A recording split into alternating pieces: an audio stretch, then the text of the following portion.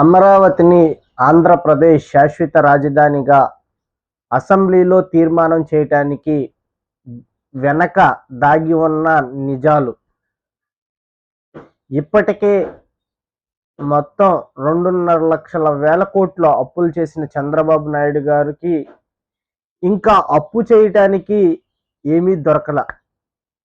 So దానికోసం చంద్రబాబు గారు వేసుకున్న పథకం శాశ్వత రాజధానిగా తీర్మానం చేస్తే ఇంకొక 50,000 ఎకరాలు పూలింగ్ చేయొచ్చు. ఆ పూలింగ్ చేసిన వాటి మీద బ్యాంకు నుంచి కానీ ఇతరేతర ఆర్గనైజేషన్ల నుంచి కానీ రుణాలు తీసుకోవచ్చు. అది కాక దాని వెనక ఇంకొక నిజం ఉంది. అభివృద్ధి అనే దాన్ని వికేంద్రీకరణ చేయకుండా అభివృద్ధి అనే దానిని ఒక అమరావతి చుట్టుపక్కలే చేసుకొని వారి సామాజిక వర్గం వరకే మేలు జరిగేలాగా చంద్రబాబు నాయుడు గారు ఈరోజు ప్రవర్తిస్తూ ఉన్నారు.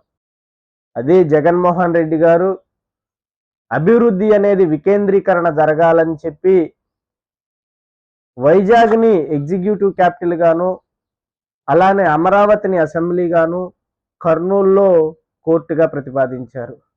కానీ అది చంద్రబాబు నాయుడు గారికి ఏమాత్రం నచ్చడం లేదు.